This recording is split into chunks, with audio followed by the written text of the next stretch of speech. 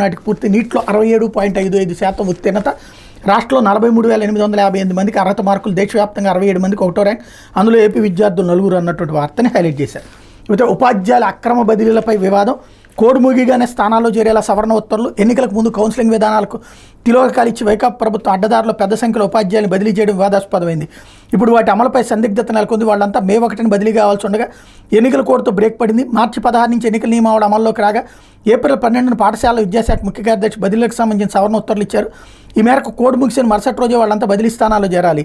వ్యక్తిగత సమస్యలు, పరస్పర అంగీకారం విధానంలో ప్రజాప్రతినిధులు, సంఘాల నేతల సిఫార్సులతో ఉత్తర్వుల మేర పొందిన సుమారు 1400 మంది ఈ జాబితాలో ఉన్నారు.